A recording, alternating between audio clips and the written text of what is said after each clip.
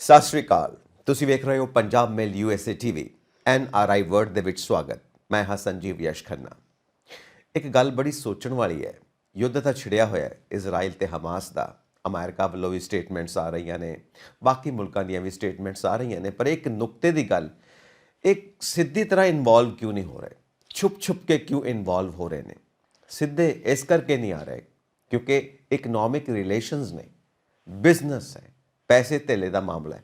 Iran ਦੇ ਨਾਲ ਵੀ US ਦੀਆਂ ਟਾਈਜ਼ ਨੇ, ਚਾਈਨਾ ਨਾਲ ਵੀ US ਦੀਆਂ ਟਾਈਜ਼ ਨੇ।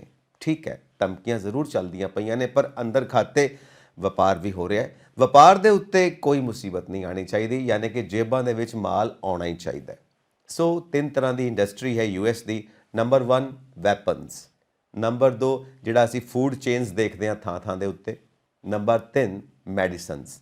ਹੁਣ ਵੈਪਨਸ ਤਾਂ ਹੀ ਵਿਕਣਗੇ ਨਾ ਜੇ ਲੜਾਈਆਂ ਛਿੜੀਆਂ ਰਹਿਣਗੀਆਂ।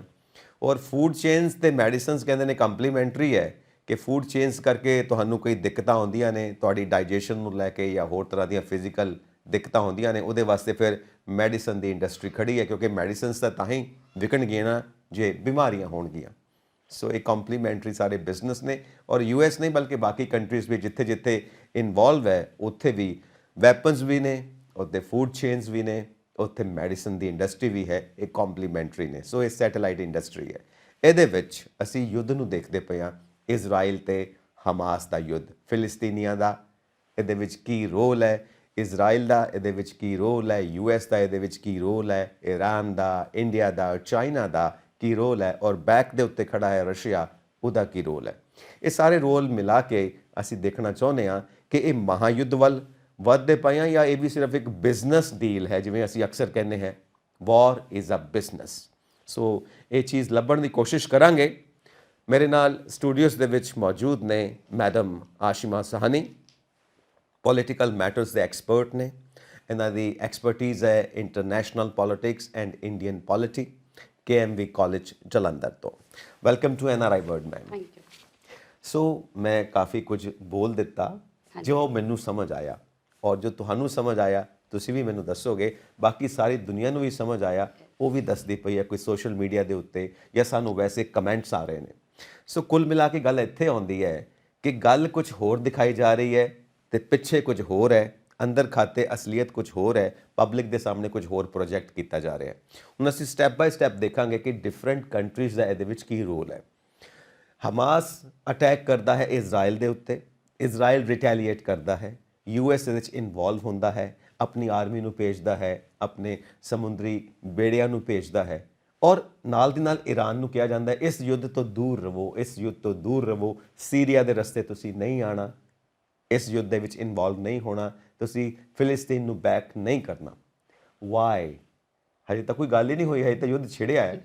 ਪਹਿਲਾਂ ਹੀ ਈਰਾਨ। Why Iran? ਈਰਾਨ ਦਾ ਕੀ ਰੋਲ ਹੈ? ਈਰਾਨ ਨੂੰ ਕਿਉਂ ਇਦਾਂ ਇਨਵੋਲਵ ਕੀਤਾ ਜਾਂਦਾ ਹੈ? ਦੇਖੋ, Iran is the only one player in this whole middle east region ਜਿਹੜਾ ਅਮਰੀਕਾ ਦੇ ਸਿਰ ਦਰਦ ਦਾ ਕਾਰਨ ਹੈ। ਐਂਡ ਅਮਰੀਕਾ ਜਿਹੜਾ ਈਰਾਨ ਹੈ, Iran gets along well with China, with Russia. Obviously ਉਹ ਇੰਡੀਆ ਦੀ, ਨੋ ਡਾਊਟ ਇੰਡੀਆ ਦਾ ਵੀ ਇੱਕ ਬਹੁਤ ਅੱਛਾ ਦੋਸਤ ਹੈ, ਬਟ ਅਮਰੀਕਾ ਦੇ ਲਈ ਜਿਹੜਾ ਈਰਾਨ ਹੈ, ਮਤਲਬ Iran is not in the good books of America. Main ਮੋਟੀ ਕਹਾਣੀ ਹੈ। ਹੁਣ ਈਰਾਨ ਨੇ ਕੀ ਗਲਤ ਕੀਤਾ, ਕੀ ਸਹੀ ਕੀਤਾ, ਉਹ ਸੈਕੰਡਰੀ ਹੈ। ਪ੍ਰਾਇਮਰੀ ਇਸ਼ੂ ਹੈ ਕਿ ਅਮਰੀਕਨਾਈਜ਼ਡ ਜਿਹੜਾ ਈਰਾਨ ਹੈ ਉਹ ਇੱਕ ਰੌਕ ਸਟੇਟ ਹੈ, ਇੱਕ ਅੱਛੀ ਸਟੇਟ ਨਹੀਂ ਹੈ। ਔਰ ਪਿਛਲੀ ਵਾਰੀ ਵੀ ਅਸੀਂ ਗੱਲ ਕੀਤੀ ਸੀ, basically Iran is pursuing for its nuclear program, ਜਿਹੜਾ ਕਿ ਅਮਰੀਕਾ ਨਹੀਂ ਚਾਹੁੰਦਾ। ਓਕੇ, ਔਰ ਈਰਾਨ ਦੇ ਕੋਲ ਨਿਊਕਲੀਅਰ ਪਾਵਰ ਵੀ ਹੈ, ਔਰ ਰਸ਼ੀਆ ਔਰ ਚਾਈਨਾ ਉਹਨੂੰ ਆਪਣੇ ਗਰੁੱਪ ਵਿੱਚ ਵੀ ਲੈਣਾ ਚਾਹੁੰਦੇ ਨੇ, ਔਰ ਕਿਤੇ ਨਾ ਕਿਤੇ ਇੰਡੀਆ ਵੀ ਇਸ ਮਾਮਲੇ ਦੇ ਵਿੱਚ ਸਪੋਰਟਿਵ ਹੈ। ਇਹ ਵੀ ਦੇਖਣ ਨੂੰ ਮਿਲਿਆ ਪਿਛਲੇ ਦਿਨਾਂ ਦੇ ਵਿੱਚ। ਨਾਓ ਅਗਰ ਈਰਾਨ ਬੈਕਅਪ ਕਰ ਜਾਂਦਾ ਹੈ ਫਿਲਿਸਤੀਨ ਨੂੰ, ਔਰ ਹਮਾਸ ਹੈ, ਹਿਜ਼ਬੁੱਲਾ ਹੈ, ਉਹ ਵੀ ਗਰੁੱਪ ਬੈਠੇ ਨੇ, ਅਗਰ ਈਰਾਨ ਬੈਕਅਪ ਕਰਦਾ ਹੈ, ਉਧਰੋਂ ਈਰਾਨ ਦੇ ਨਾਲ ਡੀਲਸ ਵੀ ਨੇ US ਦੀਆਂ, ਡਾਇਰੈਕਟਲੀ ਨਹੀਂ ਆ ਸਕਦਾ ਕਿਉਂਕਿ ਇਕਨੋਮਿਕਲੀ ਅਸੀਂ ਜੇਬ ਦੇ ਉੱਤੇ ਕੋਈ ਭਾਰ ਮਹਿਸੂਸ ਨਹੀਂ ਕਰ ਸਕਦੇ, ਆਪਣੀ ਜੇਬ ਨੂੰ ਮੁਸੀਬਤ ਵਿੱਚ ਨਹੀਂ ਪਾ ਸਕਦੇ, ਸਾਨੂੰ ਪੈਸਾ ਚਾਹੀਦਾ। ਸੋ ਈਰਾਨ ਅਗਰ ਪੂਰੀ ਤਰ੍ਹਾਂ ਇਨਵੋਲਵ ਹੁੰਦਾ ਹੈ तो की आउटकम होएगा इस देखो वॉर का? ਜਿਹੜਾ ਈਰਾਨ ਹੈ ਨਾ ਤਾਂ ਬੈਕਆਊਟ ਕਰੇਗਾ ਨਾ ਹੀ ਪੂਰੀ ਤਰ੍ਹਾਂ ਇਨਵੋਲਵ ਹੋਏਗਾ, ਇੱਥੇ ਚੱਲਣੀ ਹੈ ਪੋਲਿਟਿਕਸ। ओके। ਹੁਣ ਦੇਖੋ ਕੱਲ ਪਰਸੋਂ ਦੀ ਖਬਰ ਸੀਗੀ ਕਿ ਰੀਸੈਂਟ ਖਬਰ ਹੈ ਕਿ Iran has called up prime minister Modi and has requested ਕਿ ਤੁਸੀਂ ਜੀ ਇੰਟਰਵੀਨ ਕਰੋ ਔਰ ਇਹ ਨਾ ਵਾਰ ਨੂੰ ਰੁਕਵਾਓ। ਹੁਣ ਇਹਦੀਆਂ ਇੰਪਲੀਕੇਸ਼ਨਸ ਕੀ ਹੈ? ਪਹਿਲੇ ਅਸੀਂ ਈਰਾਨ ਦੀ ਗੱਲ ਕਰ ਲੈਂਦੇ ਕਿ ਈਰਾਨ ਕਿਉਂ ਬੈਕਅਪ ਨਹੀਂ ਕਰੇਗਾ। या ਨੰਬਰ 1, ਇੱਕ ਤਾਂ ਜਿਹੜਾ ਈਰਾਨ ਹੈ ਉਹਦੀ ਇੰਟਰਨਲ ਪੋਲਿਟਿਕਸ, ਜੋ ਉਹਦੇ ਇੰਟਰਨਲ ਪੋਲਿਟਿਕਸ 'ਚ ਹਾਲਾਤ ਬਣੇ ਹੋਏ ਉਹਨੂੰ ਇਹ ਸੂਟ ਕਰਦਾ ਹੈ। ਠੀਕ ਹੈ, ਜੋ ਉੱਥੇ ਵੀ ਇੰਟਰਨਲ ਡਿਸਟਰਬੈਂਸਸ ਬੜੀਆਂ, ਆਪਣੀ ਜਨਤਾ ਦਾ ਦਿਲ ਰੱਖਣ ਲਈ, ਜਿੱਤਣ ਲਈ ਜਾਂ ਪੋਲੀਟੀਕਲ ਟੈਕਟਿਕਸ ਹੈ, ਮਤਲਬ Iran would like to prolong to participate in this war. ਲੇਕਿਨ ਜੇ ਅਸੀਂ ਕਹੀਏ ਕਿ ਆਲ ਆਊਟ ਇਨਵੋਲਵਮੈਂਟ ਹੋ ਜਾਏਗੀ, ਉਹ ਵੀ ਨਹੀਂ, ओके। ਕਿਉਂਕਿ ਜਿਹੜਾ ਈਰਾਨ ਹੈ, ਠੀਕ ਹੈ, ਉਹ ਆਪਣੇ ਖਿਲਾਫ ਸੈਂਕਸ਼ਨਸ ਨਹੀਂ ਜ਼ਿਆਦਾ ਲਗਵਾ ਸਕਦਾ। ਕੁਝ ਲਿਮਿਟਡ ਸੈਂਕਸ਼ਨਸ ਤਾਂ ਲੱਗੀਆਂ ਹੋਈਆਂ, ਲੇਕਿਨ ਇਸ ਤੋਂ ਜ਼ਿਆਦਾ ਈਰਾਨ ਵੀ ਅਫੋਰਡ ਨਹੀਂ ਕਰ ਸਕਦਾ। ओके। ਅੱਛਾ, ਹੁਣ ਜਿਹੜਾ ਈਰਾਨ ਹੈ ਇੱਦਾਂ ਸੁਣਨ 'ਚ ਆ ਰਿਹਾ ਕਿ ਈਰਾਨ ਇਜ਼ ਪਲੈਨਿੰਗ ਕਿ ਅਸੀਂ ਨਾ ਮਤਲਬ ਵਰਬਲ ਟੈਕਟਿਕਸ ਜ਼ਿਆਦਾ ਯੂਜ਼ ਕਰ ਰਿਹਾ ਕਿ ਅਸੀਂ ਨਹੀਂ ਅਮਰੀਕਾ ਦੀ ਮਿਜ਼ਾਈਲਾਂ ਤੋਂ ਡਰਦੇ। ਠੀਕ, ਇਹ ਸੁਣਨ 'ਚ ਆ ਰਿਹਾ ਔਰ ਈਰਾਨ ਇੱਦਾਂ ਦਿਖਾਉਣ ਦੀ ਕੋਸ਼ਿਸ਼ ਕਰ ਰਿਹਾ ਕਿ ਮੇਰੇ ਕੋਲ ਛੋਟਾ ਮੋਟਾ ਇੱਕ ਨਿਊਕਲੀਅਰ ਵੈਪਨ ਹੈਗਾ। ਹੁਣ ਉਹ ਜਿਹੜਾ ਨਿਊਕਲੀਅਰ ਵੈਪਨ ਹੈ ਉਹ ਦੇਖੋ ਉਹਨੂੰ ਉੱਥੋਂ ਬੈਠ ਕੇ ਉਹ ਅਮਰੀਕਾ ਤੱਕ ਤੇ ਪਹੁੰਚਾ ਨਹੀਂ ਸਕਦਾ। ਤੇ ਇਹ ਵੀ ਗੱਲਾਂ ਪਤਾ ਚੱਲ ਰਹੀਆਂ ਕਿ ਰਸ਼ੀਆ ਤੋਂ ਉਹ ਹੈਲਪ ਮੰਗ ਰਿਹਾ, but Russia is never going to help, ਕਿਉਂਕਿ ਜੇ ਰਸ਼ੀਆ ਹੈਲਪ ਕਰਦਾ ਈਰਾਨ ਨੂੰ ਆਪਣੀ ਨਿਊਕਲੀਅਰ ਮਿਜ਼ਾਈਲ ਨੂੰ ਯੂਜ਼ ਕਰਨ 'ਚ, ਤੇ ਇਹਦਾ ਮਤਲਬ ਕਿ Russia is directly involving inviting America, Yes. which can definitely lead to third world war, Sure. right ਜੀ। ਹੁਣ ਪਰ ਨਾਲ ਹੀ ਇਹ ਵੀ ਖਬਰ ਹੈ ਕਿ ਈਰਾਨ ਜਿਹੜਾ ਇੰਨਾ ਟੱਪਦਾ ਪਿਆ ਹੈ ਨਾ, ਜੇ ਮੈਂ ਪੰਜਾਬੀ ਚ ਕਹਾਂ ਜੀ, ਤੇ ਉਹਨਾਂ ਕੋਲ ਇੱਕ ਐਂਟੀ ਮਿਜ਼ਾਈਲ ਸਿਸਟਮ ਹੈਗਾ ਜਿਹਦੇ ਸਿਰ ਤੇ ਉਹਨਾਂ ਨੂੰ ਲੱਗਦਾ ਵੀ ਅਸੀਂ ਜਿਹਦੇ ਸਿਸਟਮ ਤੇ ਤੁਸੀਂ ਜਦੋਂ ਦੇਖੋ, ਜਦੋਂ ਤੁਸੀਂ ਬੜਕਾਂ ਵੀ ਮਾਰਨੀਆਂ ਨਾ ਤਾਂ ਉਹਦੇ ਲਈ ਵੀ ਥੋੜੀ ਬੈਕਿੰਗ ਚਾਹੀਦੀ ਹੁੰਦੀ ਹੈ। Sure. ਹੁਣ ਪ੍ਰਸ਼ਨ ਇਹ ਹੈ, ਕੁਐਸਚਨ ਇਹ ਹੈ ਕਿ ਉਹ ਜਿਹੜਾ ਐਂਟੀ ਮਿਜ਼ਾਈਲ ਸਿਸਟਮ ਜਿਹਦੇ ਸਿਰ ਤੇ ਅਗਰ ਉਹ ਟੱਪ ਵੀ ਰਿਹਾ ਹੈ, ਉਹ ਕਿੰਨੇ ਪ੍ਰੋਵਾਈਡ ਕੀਤਾ? Is it China? Question mark ਕੇ ਵੀ ਆ ਰਿਹਾ। Yes. ਅੱਛਾ, ਹੁਣ ਈਰਾਨ ਇੰਡੀਆ ਨੂੰ ਕਹਿ ਰਿਹਾ ਹੈ ਕਿ ਤੁਸੀਂ ਸਾਡੀ ਹੈਲਪ ਕਰੋ। ਇੰਡੀਆ ਹੁਣ ਇੱਥੇ ਕੀ ਕਰੇਗਾ? ਪਹਿਲੀ ਗੱਲ ਤੇ ਇੰਡੀਆ ਦਾ ਇੰਨਾ ਵੱਡਾ ਕਲਾਊਟ ਨਹੀਂ ਹੈਗਾ। ਇੰਡੀਆ ਨੂੰ ਚਨੇ ਦੀ ਝਾੜ ਤੇ ਚੜਾਇਆ ਜਾ ਰਿਹਾ, ਪਰ ਇੰਡੀਆ ਬਿਲਕੁਲ ਸ਼ਾਂਤ ਹੈ। ਨੰਬਰ 2, ਇੰਡੀਆ ਕਦੇ ਵੀ ਇਜ਼ਰਾਈਲ ਨੂੰ ਨਹੀਂ ਕਹੇਗਾ ਕਿ ਤੁਸੀਂ ਇਹ ਵਾਰ ਬੰਦ ਕਰ ਦਿਓ, ਕਿਉਂਕਿ ਇਜ਼ਰਾਈਲ ਦਾ ਵਾਰ ਪੈਲਸਟੀਨੀਅਨ ਦੇ ਖਿਲਾਫ ਨਹੀਂ ਹੈ, ਇਟ ਇਜ਼ ਅਗੇਂਸਟ ਟੈਰਰਿਜ਼ਮ, ਔਰ ਇੰਡੀਆ ਖੁਦ ਟੈਰਰਿਜ਼ਮ ਦੇ ਖਿਲਾਫ ਹੈ। Exactly. ਅੱਛਾ, ਨੰਬਰ 3, ਹੁਣ ਜਿਹੜਾ ਈਰਾਨ ਤੇ ਮੈਂ ਦੁਬਾਰਾ ਆਉਂਦੀ ਹਾਂ, ਈਰਾਨ ਦੀ ਕੋਸ਼ਿਸ਼ ਹੈ ਕਿ ਸੈਚੂਰੇਸ਼ਨ ਸਟ੍ਰਾਈਕ ਬਾਰੇ ਨਾ ਗੱਲਾਂ ਕੀਤੀਆਂ ਜਾ ਰਹੀਆਂ। Now saturation strike with respect to Israel's ਜਿਹੜਾ ਉਹਦਾ ਡੋਮ ਹੈ, ਜਿਹੜਾ ਆਇਰਨ ਡੋਮ ਹੈ, ਮੰਨ ਲਓ ਉਹਦੀ ਕਪੈਸਿਟੀ 500 ਮਿਜ਼ਾਈਲਾਂ ਸਹਿਣ ਦੀ ਹੈ, ਤੇ ਜੇ ਤੁਸੀਂ 5000 ਮਾਰ ਦੋਗੇ ਤਾਂ ਉਹਦੀ ਇੰਨੀ ਕੈਪੇਬਿਲਿਟੀ ਨਹੀਂ ਹੋਏਗੀ। ਦਿਸ kind of things are being talked about. ਇਹ ਹੋਏਗਾ ਕਿ ਨਹੀਂ ਉਹ ਮੈਨੂੰ ਨਹੀਂ ਪਤਾ, ਲੇਕਿਨ ਇਹਨੂੰ ਸਾਈਕੋਲੋਜੀਕਲ ਵਾਰਫੇਅਰ ਇਹਨੂੰ ਇੱਦਾਂ ਕਹਿੰਦੇ ਆ।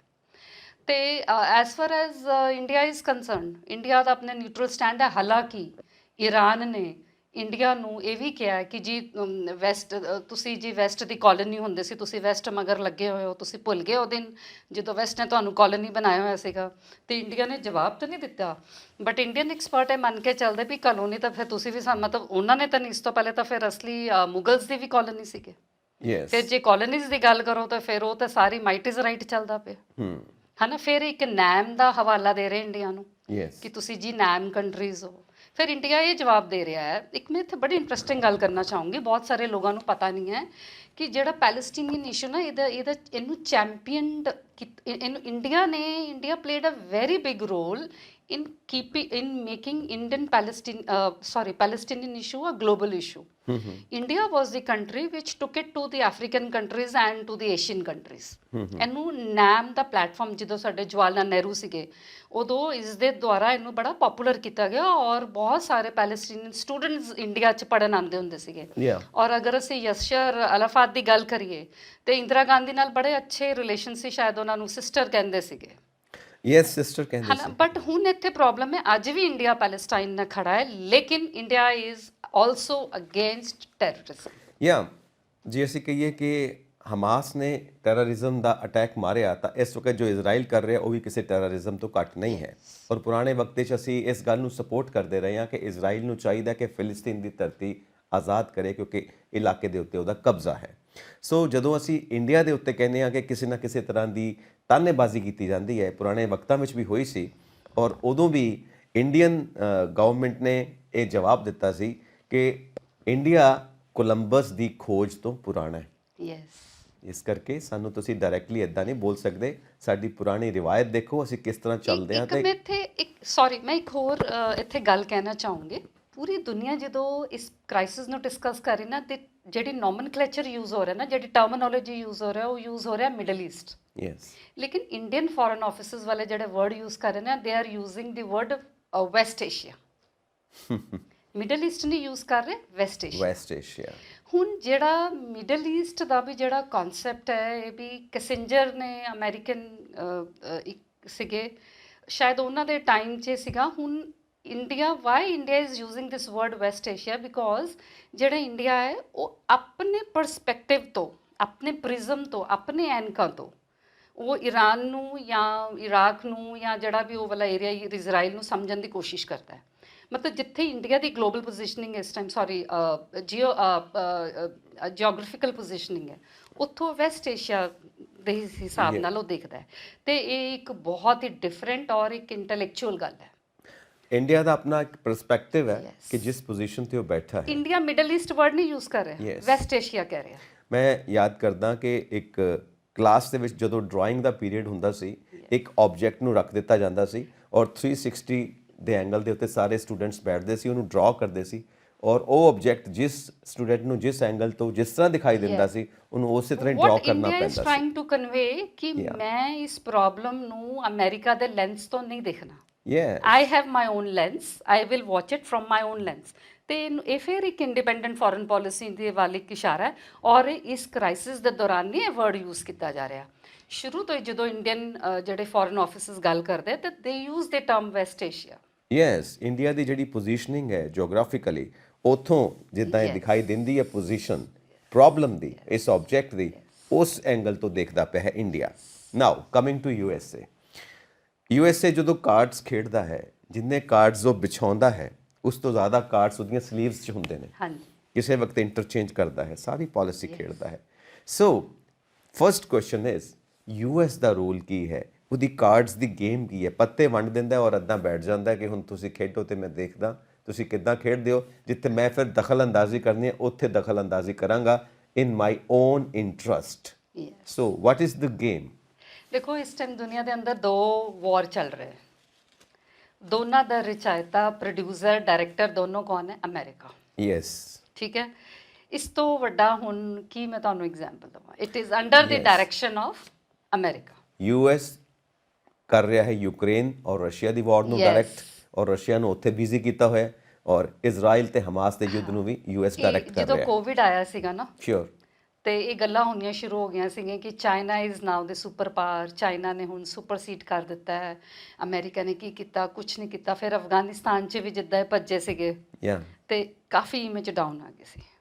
ਨਾਓ ਇਮੇਜ ਡਾਊਨ ਆ ਰਹੀ ਹੈ। ਇੱਕ ਤਾਂ ਅਮਰੀਕਾ ਦੀ ਵੈਪਨ ਬੇਸਡ ਇੰਡਸਟਰੀ ਹੈ, ਡਿਫੈਂਸ ਬੇਸਡ ਇੰਡਸਟਰੀ ਹੈ। ਇੱਕ ਤਾਂ ਉਹਨਾਂ ਦੀ ਆਪਣੀ ਇੰਡਸਟਰੀ ਚੱਲ ਰਹੀ ਹੈ, ਠੀਕ ਹੈ। ਇੱਕ ਸਾਡਾ ਥੋੜਾ ਉਹ ਜਿਹੜਾ ਸਾਡਾ ਉਹ ਵੀ ਸਥਾਪਿਤ ਹੋ ਗਿਆ ਇੰਡੀਆ 'ਚ, ਸੌਰੀ ਵਰਲਡ 'ਚ ਦੁਬਾਰਾ, ਕਿ ਦੇਖੋ ਕਰਤਾ ਧਰਤਾ ਅਸੀਂ ਹੈ ਨਾ ਜੀ। ਤੇ ਬਾਕੀ ਅਗਰ ਅਸੀਂ ਖਬਰਾਂ ਦੇਖਦੇ ਹਾਂ ਤਾਂ ਸਾਨੂੰ ਖਬਰਾਂ ਸੁਣਨ ਨੂੰ ਮਿਲ ਰਹੀਆਂ ਕਿ ਜੀ 50,000 ਸੋਲਜਰ ਜਿਹੜੇ ਅਮਰੀਕਨ ਸੋਲਜਰ ਆ, they are based in that particular region. ਫਿਰ ਕੋਈ 80 ਕੁ ਵਾਰ ਪਲੇਨਸ ਆਏ ਜਿਹਦੇ 'ਚ ਜਿੱਦਾਂ ਆਰਮਸ, ਐਮੂਨੇਸ਼ਨ, ਟੈਂਕਸ, ਇਹ ਸਾਰੀਆਂ ਚੀਜ਼ਾਂ ਆ ਰਹੀਆਂ।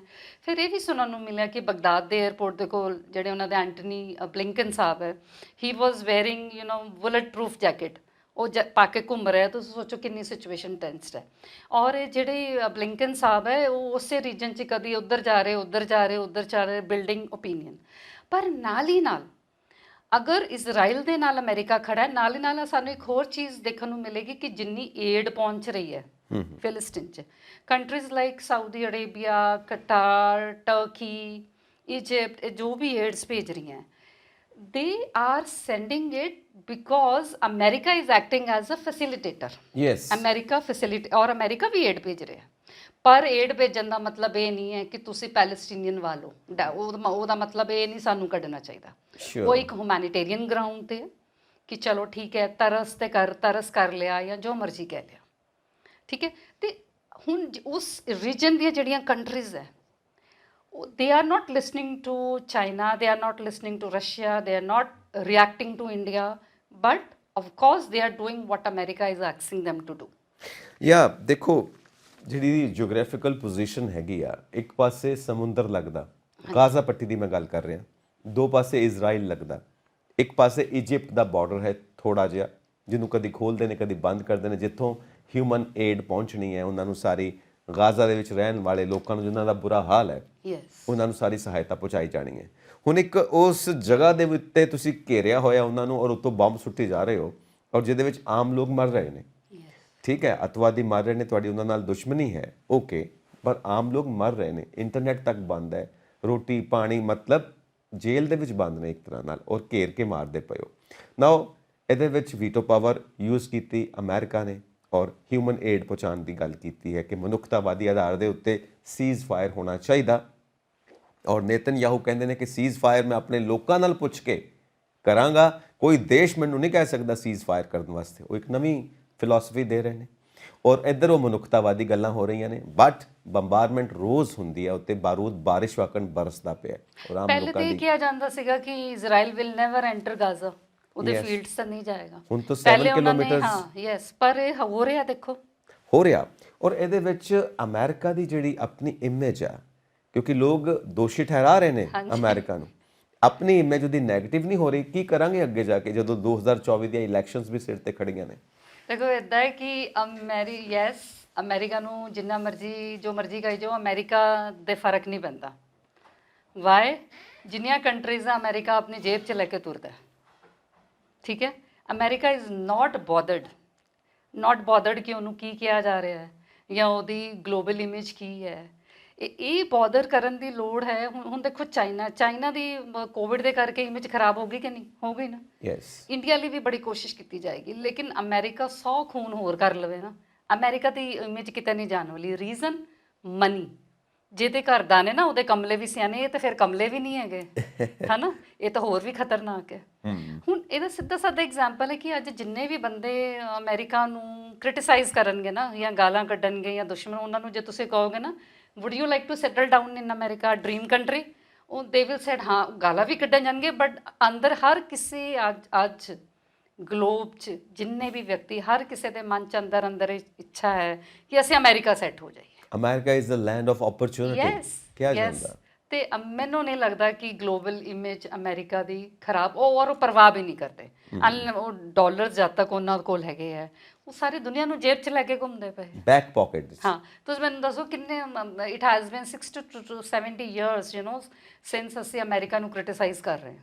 ਔਰ ਦੇਖੋ ਰਚਾਇਤਾ ਵੀ ਤਾਂ ਇਹਦਾ ਵਾਰ ਦਾ ਰਚਾਇਤਾ ਵੀ ਤੇ ਇਹੀ ਹੈ, right from second world war, ਜਦੋਂ ਉਹਨਾਂ ਨੇ ਫਰਸਟ ਐਟਮ ਬੰਬ ਸੁੱਟੇ ਸੀ ਹੀਰੋਸ਼ੀਮਾ ਨਾਗਾਸਾਕੀ ਦੇ ਉੱਤੇ 1945। ਕੀ ਵਿਗਾੜ ਲਿਆ ਸੀ? ਮੈਨੂੰ ਦੱਸੋ। ਸਦਾਮ ਹੁਸੈਨ ਨੂੰ ਫਾਂਸੀ ਦਿੱਤੀ, ਕੀ ਕਰ ਲਿਆ? ਅਫਗਾਨਿਸਤਾਨ 'ਚ ਇੰਨਾ ਸੀਰੀਆ ਕ੍ਰੀਏਟ ਇਹਨਾਂ ਨੇ ਕੀਤਾ, ਸਾਰੇ ਡਿਸਟਰਬੈਂਸਸ ਇਹਨਾਂ ਨੇ ਕ੍ਰੀਏਟ ਕੀਤਾ, ਕੀ ਕਰ ਲਿਆ ਸੀ? ਕਰਨਲ ਗੱਦਾਫੀ ਵੀ ਇਹਦੇ ਵਿੱਚ ਆਏ ਨੇ, ਇੱਕ ਉਹ ਵੀ ਸੀਨ ਦੇ ਵਿੱਚ। ਬਲਕਿ ਪੂਰੀ ਦੁਨੀਆ ਤੋਂ ਜਿਹੜੀ ਬੈਸਟ ਬ੍ਰੇਨ ਆ, ਅਸੀਂ ਉੱਥੇ ਜਾ ਕੇ ਸੈਟਲ ਹੋ ਕੇ ਉਹਨੂੰ ਪਾਵਰਫੁਲ ਕਰੀ ਜਾ ਰਹੇ ਹਾਂ। ਯੈਸ, ਸੋ ਹੈ ਨਾ, ਮੈਨੂੰ ਨਹੀਂ ਲੱਗਦਾ ਕਿ America will be affected by this.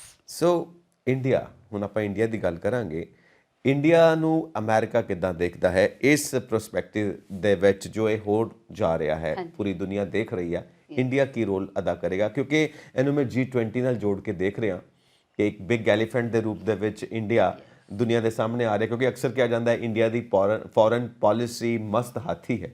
ਸੋ ਉਸ ਪਰਸਪੈਕਟਿਵ ਨਾਲ ਮੈਂ ਦੇਖਦਾ ਪਿਆ ਅਮਰੀਕਾ ਕਿੱਦਾਂ ਇੰਡੀਆ ਨੂੰ ਦੇਖਦਾ ਹੈ, ਅਮਰੀਕਾ ਦਾ ਲੈਂਸ ਕੀ ਹੈ ਇਹਨੂੰ ਦੇਖਣ ਦਾ। ਔਰ ਜਿੱਦਾਂ ਆਪਾਂ ਕਹਿ ਰਹੇ ਹਾਂ ਕਿ ਇੰਡੀਆ ਨੂੰ ਕਿਹਾ ਜਾ ਰਿਹਾ ਆਪਣੇ ਵੈਪਨਸ ਦੀ ਸਪਲਾਈ ਕਰੋ, ਇਜ਼ਰਾਈਲ ਨੂੰ ਸਪੋਰਟ ਕਰੋ। ਸੋ ਇਹ ਦੋਵੇਂ ਚੀਜ਼ਾਂ ਆਪਾਂ ਕੰਬਾਈਨ ਕਰੀਏ। ਅਮਰੀਕਾ ਦਾ ਚਾਹੇ ਪ੍ਰਿੰਟ ਮੀਡੀਆ ਦੇਖ ਲਓ, ਚਾਹੇ ਉਹਨਾਂ ਦਾ ਸੋਸ਼ਲ ਮੀਡੀਆ ਦੇਖ ਲਓ, ਅਮਰੀਕਨ ਕਮੈਂਟੇਟਰਸ ਇਹ ਕਹਿ ਰਹੇ ਹੈ ਕਿ India will be asked to supply weapons to Israel, to help Israel. ਕਿਉਂਕਿ ਜਦੋਂ ਅਸੀਂ ਇੱਥੋਂ ਵੈਪਨ ਦਿੰਦੇ ਹਾਂ ਤਾਂ ਉਹਨਾਂ ਨੂੰ ਕਾਫੀ ਸਸਤੇ ਪੈ ਜਾਂਦੇ ਆ, ਮਤਲਬ ਕੁਝ ਹਿਸਾਬ ਕਿਤਾਬ ਹੋਣਾ ਹੈ। ਇੱਦਾਂ ਦੀਆਂ ਗੱਲਾਂ ਕੀਤੀਆਂ ਜਾ ਰਹੀਆਂ ਤੇ ਕੱਲ ਪਰਸੋਂ ਦੀਆਂ ਇਹ ਨਿਊਜ਼ ਲੱਗੀਆਂ ਹੋਈਆਂ ਕਿ ਕੀ ਇੰਡੀਆ ਵੀ ਹੁਣ ਵੈਪਨ ਸਪਲਾਈ ਕਰੇਗਾ। ਮਤਲਬ ਇਹ ਜਿਹੜੀ ਗੱਲ ਹੈ ਅਮਰੀਕਨ ਕਮੈਂਟੇਟਰਸ ਤੋਂ ਆ ਰਹੀ ਹੈ, ਅਮਰੀਕਨ ਮੀਡੀਆ ਤੋਂ ਆ ਰਹੀ ਹੈ। How India is going to react to it now. ਅੱਛਾ, ਉਹਦੇ ਨਾਲ ਹੀ ਇਹ ਵੀ ਖਬਰ ਆ ਰਹੀ ਹੈ, ਦੋ ਖਬਰਾਂ ਚੱਲ ਰਹੀਆਂ, ਕਿਤੇ ਵੈਪਨਸ ਦੀ ਗੱਲ ਹੋ ਰਹੀ ਇੰਡੀਆ ਦੀ, ਦੂਸਰੀ ਉਹ ਜਿਹੜਾ ਈਰਾਨ ਨੇ ਕਿਹਾ, ਜਿਹੜੀ ਅਸੀਂ ਪਹਿਲੇ ਡਿਸਕਸ ਕਰ ਚੁੱਕੇ ਹਾਂ ਕਿ ਇੰਡੀਆ ਵਾਰ ਰੁਕਵਾਵੇ, ਤੀਸਰਾ ਉਹਨਾਂ ਨੇ ਇੰਡੀਅਨ ਵਰਕਰਸ ਨੂੰ ਮੰਗਵਾਇਆ ਯੈਸ 1 ਲੱਖ। ਯੈਸ, ਹੁਣ ਇਹਦਾ ਪਹਿਲੀ ਦਾ ਜਵਾਬ ਇਹ ਹੈ ਕਿ as far as weapons are concern ਹਜੇ ਤੱਕ ਕੋਈ ਆਫੀਸ਼ੀਅਲ ਸਟੇਟਮੈਂਟ, ਇਹਦੀ ਖੈਰ ਆਫੀਸ਼ੀਅਲ ਸਟੇਟਮੈਂਟ ਆਉਂਦੀ ਵੀ ਨਹੀਂ ਹੈ, ਇਹ ਅੰਦਰੋਂ ਗਤੀ ਹੁੰਦਾ ਹੈ। ਮੈਨੂੰ ਥੋੜਾ ਜਿਹਾ ਆਈ ਐਮ ਡਾਊਟਫੁਲ ਕਿ ਇੰਡੀਆ ਵੈਪਨ ਦੇਗਾ, ਆਈ ਐਮ ਡਾਊਟਫੁਲ। ਲੱਗਦਾ ਵੀ ਨਹੀਂ ਹੈ। ਹਾਂ, ਆਈ ਐਮ ਡਾਊਟਫੁਲ। ਬਾਕੀ ਮੈਂ ਗਲਤ ਹੋਵਾਂਗੀ ਜਾਂ ਸਹੀ ਹੋਵਾਂਗੀ, ਟਾਈਮ ਦੱਸੇਗਾ। ਦੂਸਰੀ ਗੱਲ ਜਿਹੜੀ ਵਰਕਰਸ ਦੀ ਗੱਲ ਆਪਾਂ ਕੀਤੀ ਹੈ, ਯੈਸ ਆਲਰੇਡੀ ਇੰਡੀਆ ਦੇ 17 ਜਾਂ 18,000 ਲੋਕ ਆਲਰੇਡੀ ਇਜ਼ਰਾਈਲ 'ਚ ਕੰਮ ਕਰ ਰਹੇ ਹੈ ਔਰ ਉਹ 3 ਸੈਕਟਰ 'ਚ ਸਰਵਿਸਿਜ਼ ਦਿੰਦੇ ਹੈ। ਇੱਕ ਤਾਂ ਜਿਹੜੇ ਕਹਿੰਦੇ ਨਾ ਸੀਨੀਅਰ ਕੇਅਰ, ਜਿਹਨੂੰ ਇੰਡੀਅਨ ਨਰਸਿੰਗ ਆਪਾਂ ਕਹਿ ਦਿੰਦੇ ਹਾਂ। ਇੱਕ ਡਾਇਮੰਡ ਦਾ ਵਪਾਰ ਇਹਨਾਂ ਦਾ ਬੜਾ ਤਗੜਾ ਸੂਰਤ, ਤੁਹਾਨੂੰ ਪਤਾ ਇੰਡੀਆ ਇਜ਼ ਆਲਸੋ ਆ ਲਾਰਜੈਸਟ ਡਾਇਮੰਡ ਬਿਜ਼ਨਸ ਹੱਬ ਹੈ ਸੂਰਤ 'ਚ, ਔਰ ਇਜ਼ਰਾਈਲ ਵੀ ਹੈ, ਦੋਨੋਂ ਕੋਲੈਬੋਰੇਟ ਕਰਦੇ ਹਨ। ਤੇ ਥਰਡ ਜਿਹੜੀ ਫੀਲਡ ਹੈ ਉਹ ਹੈਗੀ ਹੈ ਇਹਦੇ 'ਚ information technology and internet services ਸਾਰੀਆਂ। ਇਹ ਹੁਣ ਜਿਹੜੀ ਵਰਕ ਫੋਰਸ ਬੁਲਾਈ ਜਾ ਰਹੀ ਹੈ, ਹੁਣ ਇਟਸੈਲਫ ਸਪੀਕਸ ਫॉर ਇੰਡੀਆ ਕਿ ਇੰਡੀਆ ਦੀ ਵਰਕ ਫੋਰਸ ਨੂੰ ਕਿਉਂ ਬੁਲਾਇਆ ਜਾ ਰਿਹਾ, ਕਿਉਂਕਿ ਉਹਨਾਂ ਨੂੰ ਲੱਗਦਾ ਹੈ ਕਿ ਇੰਡੀਅਨਸ ਦੀ ਇੱਕ ਇਮੇਜ ਹੈ, ਨਿਊਟਰਲ ਲੋਕ ਹੈ ਨਾ, ਇੰਨੀਆਂ ਪ੍ਰੋਬਲਮਸ ਕ੍ਰੀਏਟ ਨਹੀਂ ਕਰਦੇ। ਇੱਕ ਹੋਰ ਮੈਂ ਤੁਹਾਨੂੰ ਇੰਟਰਸਟਿੰਗ ਗੱਲ ਦੱਸਣਾ ਚਾਹੂੰਗੀ ਕਿ ਇੱਕ ਗਲੋਬਲ ਇੰਟੈਲੈਕਚੁਅਲ ਪ੍ਰੋਪਰਟੀ ਪੇਟੈਂਟਸ ਹੁੰਦੇ ਹੈ। ਮਤਲਬ 1969 'ਚ ਇਹ ਆਫਿਸ ਸ਼ੁਰੂ ਕੀਤਾ ਗਿਆ ਸੀ ਕਿ ਦੁਨੀਆ ਦੇ ਅੰਦਰ ਕੋਈ ਵੀ ਅਗਰ ਡਿਵੈਲਪਮੈਂਟ ਹੁੰਦੀ ਹੈ ਤਾਂ ਉਹਨੂੰ ਤੁਸੀਂ ਰਜਿਸਟਰ ਕਰੋ, ਜਿਹੜੇ ਗਲੋਬਲ ਪੇਟੈਂਟਸ ਹੁੰਦੇ, ਜਿੱਦਾਂ ਸਾਡੀ ਬਾਸਮਤੀ ਰਾਈਸ ਹੈ। ਅੱਜ USA ਤੋਂ ਬਾਅਦ ਇੰਡੀਆ ਐਂਡ ਚਾਈਨਾ, ਇਹ ਐਸੀ ਕੰਟਰੀਜ਼ ਹੈ ਜਿਨ੍ਹਾਂ ਦੇ ਸਭ ਤੋਂ ਜ਼ਿਆਦਾ ਗਲੋਬਲੀ ਰਜਿਸਟਰਡ ਉਹ ਕਰ ਰਹੇ ਇੰਟੈਲੈਕਚੁਅਲ ਪੇਟੈਂਟ ਰਾਈਟਸ। ਇੰਡੀਆ ਨੇ ਤਾਂ ਹੁਣ ਇਹਨੂੰ UK ਨੂੰ ਵੀ ਸਰਪਾਸ ਕਰਤਾ। ਇਹਦਾ ਮਤਲਬ ਇਹਦਾ ਸੁਨੇਹਾ ਕੀ ਜਾਂਦਾ ਹੈ ਕਿ Indian community is very very intelligent, very hard working. Yes, ਹੈ ਨਾ। ਔਰ ਇਹਨੂੰ ਅਸੀਂ ਇਸ ਕੰਟੈਕਸਟ 'ਚ ਦੇਖਾਂਗੇ ਕਿ ਅੱਜ ਸਾਡੇ ਕੋਲ ਇਜ਼ਰਾਈਲ ਜਿਹੜਾ ਹੈ ਉਹ 1 ਲੱਖ ਦੇ ਕਰੀਬ ਸਾਡੇ ਕੋਲ ਵਰਕਰਸ ਮੰਗ ਰਿਹਾ, ਚਾਹੇ ਉਹ ਕੰਸਟਰਕਸ਼ਨ ਲਈ ਮੰਗ ਰਹੇ। But then it's a very good message. ਆਉਣ ਵਾਲੇ ਟਾਈਮ 'ਚ ਸਾਡੀ ਜਿਹੜੀ ਯੂਥ ਹੈ ਉਹਨੂੰ ਕਾਫੀ ਅੱਛੀ ਇੰਪਲੋਇਮੈਂਟ ਮਿਲ ਸਕਦੀ ਹੈ। It is why because of image ਹੈ। ਔਰ ਪਬਲਿਕ ਵੀ ਇਸ ਹੱਕ ਵਿੱਚ ਨਹੀਂ ਹੋਏਗੀ ਕਿ ਇੰਡੀਆ ਵੈਪਨ ਸਪਲਾਈ ਕਰੇ, ਬਿਕੋਜ਼ ਅਸੀਂ ਵਿਸ਼ਵ ਗੁਰੂ ਦੀ ਇਮੇਜ ਦੀ ਗੱਲ ਕਰਦੇ ਹਾਂ।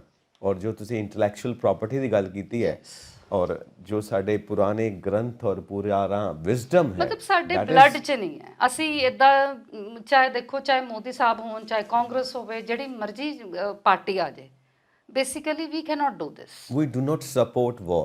Yeah. The bottom line is ਕਿਉਂਕਿ ਅਸੀਂ ਹਮੇਸ਼ਾ ਗੌਤਮ ਬੁੱਧ ਦੀ ਧਰਤੀ ਹੈ, ਹਾਂ, ਸ਼ਾਂਤੀ ਦਾ ਸੰਦੇਸ਼ ਹੈ। ਯੈਸ। ਸੋ ਇੰਡੀਆ ਦੀ ਇਹਦੇ ਵਿੱਚ ਗੇਮ ਬਿਲਕੁਲ ਸੇਫ ਹੈ ਕਿ ਅਸੀਂ ਹਿਊਮੈਨਿਟੇਰੀਅਨ ਗਰਾਊਂਡਸ ਦੇ ਉੱਤੇ, ਹਿਊਮਨ ਰਾਈਟਸ ਦੇ ਗਰਾਊਂਡਸ ਦੇ ਉੱਤੇ ਇਨਵੋਲਵ ਹੋਵਾਂਗੇ, ਨੋ ਡਾਇਰੈਕਟ ਕਲੈਸ਼ ਵਿਦ ਐਨੀਬਡੀ। ਔਰ ਬਾਕੀ ਤੇ ਅਸੀਂ ਪਹਿਲਾਂ ਹੀ, ਜੇ ਇੰਡੀਆ ਨੇ ਵੈਪਨ ਭੇਜ ਦਿੱਤੇ, ਇਹਦਾ ਮਤਲਬ ਇਹ ਵੀ ਹੋਏਗਾ ਕਿ ਇੰਡੀਆ ਹੁਣ ਅਮਰੀਕਾ ਦੀ ਗੋਦੀ 'ਚ ਬੈਠ ਗਿਆ ਤੇ ਉਹਦੀ ਜਿਹੜੀ ਇੰਡੀਪੈਂਡੈਂਟ ਫੋਰਨ ਪਾਲਿਸੀ ਹੈ ਉਹਨੂੰ ਵੀ ਕਿਤੇ ਨਾ ਕਿਤੇ ਧੱਕਾ ਲੱਗੇਗਾ। ਬਿਲਕੁਲ। ਇਹ ਜਿਹੜਾ ਉਹ ਵੱਖਰੀ ਗੱਲ ਹੈ ਕਿ ਇਸ ਚੀਜ਼ ਨੂੰ, ਇਸ ਖਬਰ ਨੂੰ ਪੈਡਲ ਕੀਤਾ ਜਾ ਰਿਹਾ ਬਾਈ ਅਮਰੀਕਨ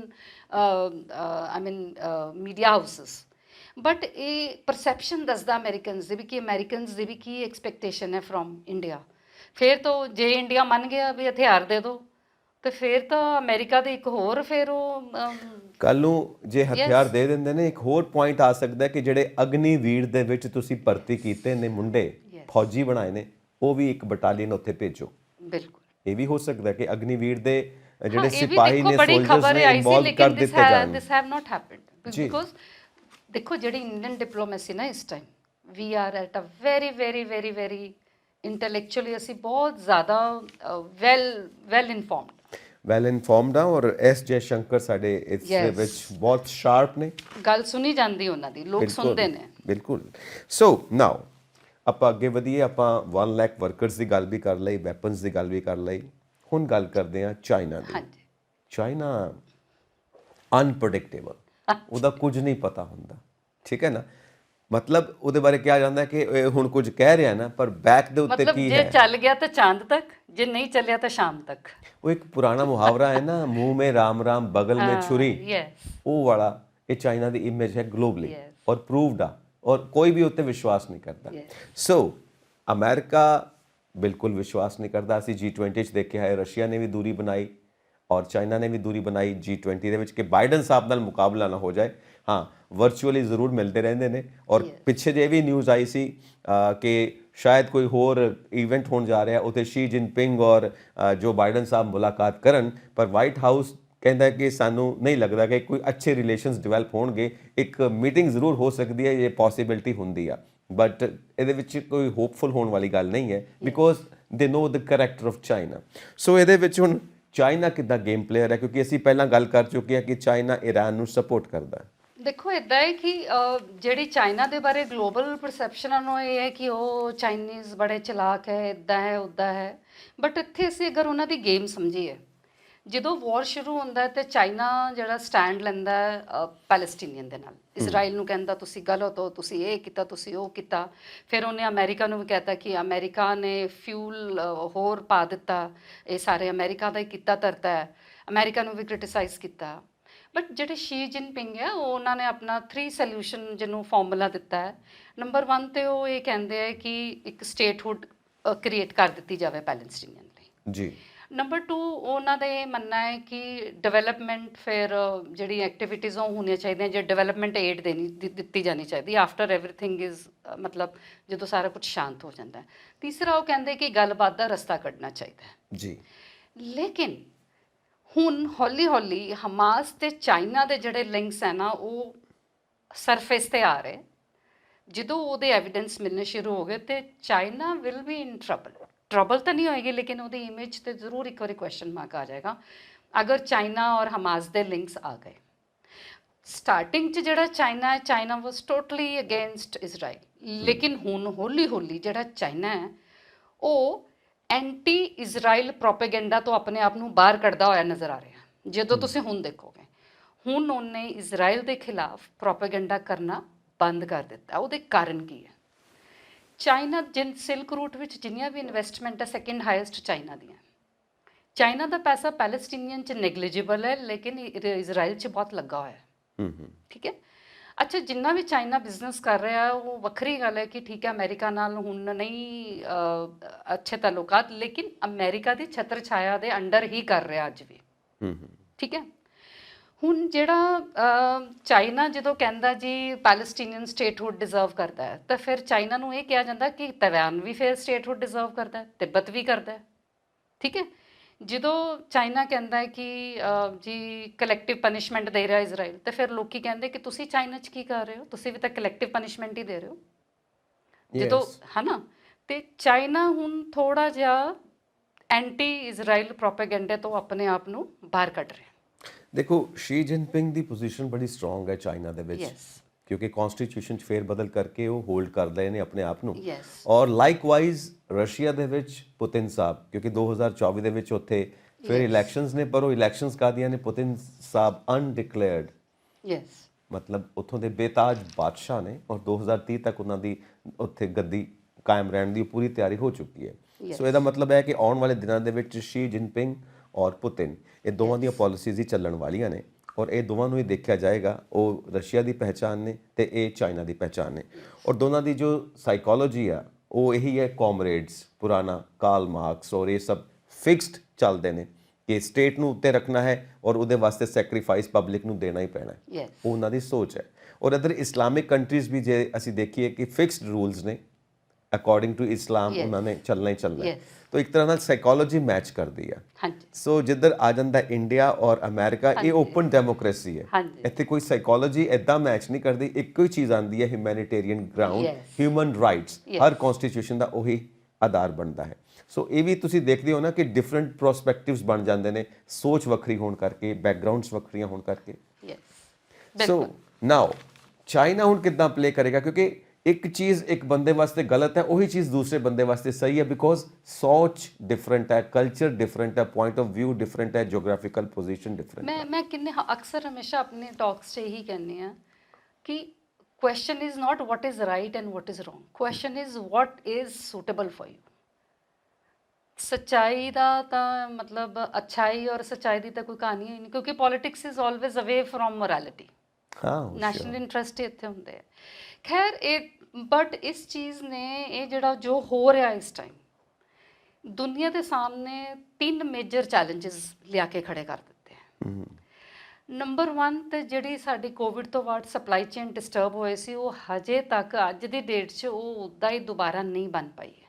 ਸ਼ੋਰ ਵਾਰ ਹੋ ਗਏ ਹੈ, ਨੈਗੇਟਿਵਿਟੀ ਹੋ ਗਈ ਹੈ, ਬਟ ਉਹ ਜਿਹੜੀ ਪੋਜ਼ਿਟਿਵਿਟੀ ਸੀਗੀ ਜਿਹਨੂੰ ਬਹੁਤ ਟਾਈਮ ਲੱਗਦਾ ਹੈ, ਉਹ ਨਹੀਂ। ਸਪਲਾਈ ਚੇਨ ਜਿਹੜੀ ਉਹ ਡਿਸਰਪਟਡ ਹੈ ਹਜੇ ਵੀ, ਉਹ ਉਸ ਡਿਗਰੀ ਤੇ ਨਹੀਂ ਪਹੁੰਚੀ ਹੈ ਜਿਸ ਡਿਗਰੀ ਤੇ ਉਹ ਸੀਗੀ ਜੀ।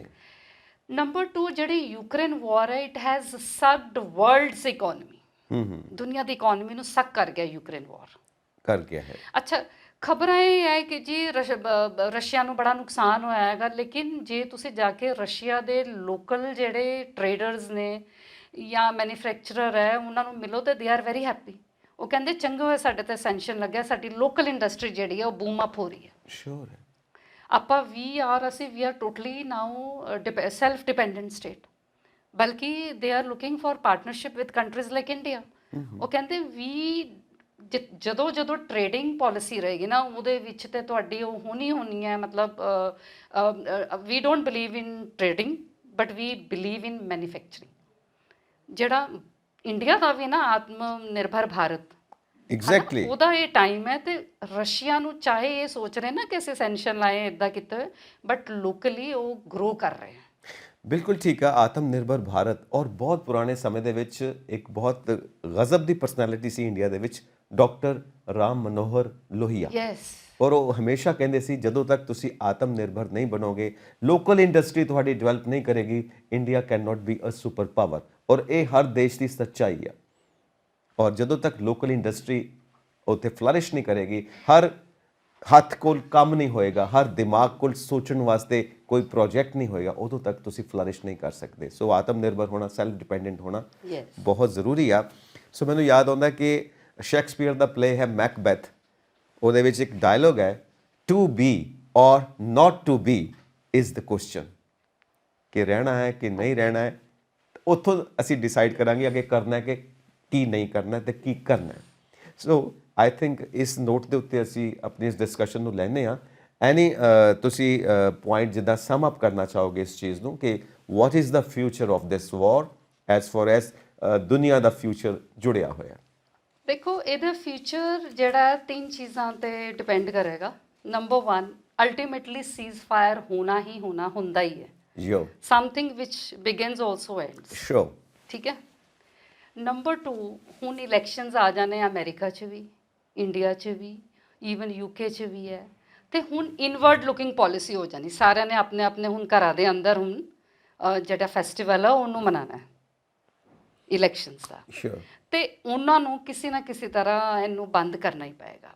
ਤੀਸਰੀ ਗੱਲ, ਜਿਹੜਾ ਮਿਡਲ ਈਸਟ ਹੈ ਜਾਂ ਜਿਹੜੀ ਇੰਡੀਆ ਟਰਮੀਨੋਲੋਜੀ ਯੂਜ਼ ਕਰਦਾ ਵੈਸਟ ਏਸ਼ੀਆ, ਉਹ ਸਾਰੇ ਦੇਸ਼ ਵੀ ਇਹ ਸੋਚ ਰਹੇ ਕਿ ਉਹ ਮਜਬੂਰ ਹੋ ਜਾਣਗੇ ਕਿ ਫॉर ਸਟ੍ਰੈਟੇਜਿਕ ਰੀਜ਼ਨ ਕਿ ਸਾਨੂੰ ਇਕੱਠੇ ਹੀ ਮਿਲ ਕੇ ਇਹਦਾ ਕੋਈ ਰਸਤਾ ਲੱਭਣਾ ਪੈਣਾ ਹੈ। ਠੀਕ ਹੈ। ਤੇ ਇਹ ਵਾਰ ਮੈਨੂੰ ਲੱਗਦਾ ਹੈ ਕਿ ਜਲਦੀ ਹੀ ਇਹਦਾ ਕੁਛ ਨਾ ਕੁਛ ਨਿਪਟਾਰਾ ਹੋ ਜਾਏਗਾ। ਬਟ ਮੈਂ ਨਾਲ ਹੀ ਨਾਲ ਇਹ ਵੀ ਕਹਿਣਾ ਚਾਹੂੰਗੀ ਕਿ ਹੁਣ ਤੁਸੀਂ ਚਾਹੇ ਅਖਬਾਰਾਂ ਕੱਢ ਕੇ ਦੇਖ ਲਓ, ਚਾਹੇ ਤੁਸੀਂ ਲੀਡਰਸ ਦੀਆਂ ਸਟੇਟਮੈਂਟਸ ਦੇਖ ਲਓ, ਜੋ ਮਰਜ਼ੀ ਤੁਸੀਂ ਦੇਖ ਲਓ, ਹਰ ਕੋਈ ਇਹ ਕਹਿ ਰਿਹਾ ਕਿ ਵਾਰ ਐਸਕੇਲੇਟ ਨਹੀਂ ਹੋਣਾ ਚਾਹੀਦਾ, ਮਤਲਬ ਵਾਰ ਵਧਣਾ ਨਹੀਂ ਚਾਹੀਦਾ। ਪਰ ਕੋਈ ਵੀ ਹਜੇ ਐਟ ਦੀ ਮੋਮੈਂਟ ਜਦੋਂ ਅਸੀਂ ਇਹ ਪ੍ਰੋਗਰਾਮ ਕਰ ਰਹੇ ਹਾਂ, ਕੋਈ ਇਹ ਨਹੀਂ ਕਹਿ ਰਿਹਾ ਕਿ ਇਹਨੂੰ ਡੀਐਸਕੇਲੇਟ ਕਰ ਦਿਓ, ਯਾਨੀ ਕਿ ਇਹ ਵਾਰ ਨੂੰ ਬੰਦ ਕਰ ਦਿਓ। ਇਹ ਵੀ ਗੱਲ ਨਹੀਂ ਜੇ ਹੋ ਰਹੀ। ਪਰ ਫਿਰ ਵੀ I am very very positive, ਕਿਉਂਕਿ ਇਹ ਸਾਰਾ ਕੁਛ ਮੈਨੂਫੈਕਚਰਡ ਹੈ, ਜਨਰੇਟਡ ਹੈ, ਕ੍ਰੀਏਟਡ ਹੈ, ਤੇ ਜਿੱਦਾਂ ਇਲੈਕਸ਼ਨਸ ਨਜ਼ਦੀਕ ਆਉਣਗੀਆਂ ਇਹਨੂੰ ਵਾਈਂਡ ਅਪ ਕੀਤਾ ਜਾਏਗਾ। ਡਿਪਲੋਮੈਟਿਕ ਹੈ ਔਰ ਹਾਈਪੋਥੈਟੀਕਲ ਕੁਐਸਚਨਸ ਦੇ ਉੱਤੇ ਵੀ ਬੇਸਡ ਹੈ, ਇਸ ਕਰਕੇ ਇਹਦਾ ਕੋਈ ਹਾਰਡ ਐਂਡ ਫਾਸਟ ਅਸੀਂ ਆਨਸਰ ਨਹੀਂ ਕੱਢ ਸਕਦੇ ਇਸ ਵਕਤ ਇਸ ਪੋਜੀਸ਼ਨ ਦੇ ਉੱਤੇ। Yes. So thank you so much. Hope for the best ਇਹੀ ਕਹਿ ਸਕਦੇ ਹਾਂ। ਥੈਂਕ ਯੂ ਸੋ ਮਚ, ਤੁਸੀਂ ਇਸ ਸਬਜੈਕਟ ਦੇ ਉੱਤੇ ਸਾਨੂੰ ਐਨਲਾਈਟਨ ਕੀਤਾ। Thank you so much ma'am. Thank you. ਅਸੀਂ ਆਪਣੇ ਦਰਸ਼ਕਾਂ ਨੂੰ ਗੁਜ਼ਾਰਿਸ਼ ਕਰਾਂਗੇ ਕਿ ਤੁਸੀਂ ਵੀ ਇਸ ਸਬਜੈਕਟ ਦੇ ਉੱਤੇ ਆਪਣੇ ਆਈਡੀਆਜ਼, ਆਪਣੇ ਵਿਚਾਰ ਸਾਨੂੰ ਜ਼ਰੂਰ ਇਨਬਾਕਸ ਕਰੋ। ਸਾਡਾ ਚੈਨਲ ਪੰਜਾਬ ਮੇਲ USA TV ਸਬਸਕ੍ਰਾਈਬ ਕਰੋ। Thank you for watching. Sat Sri Akal.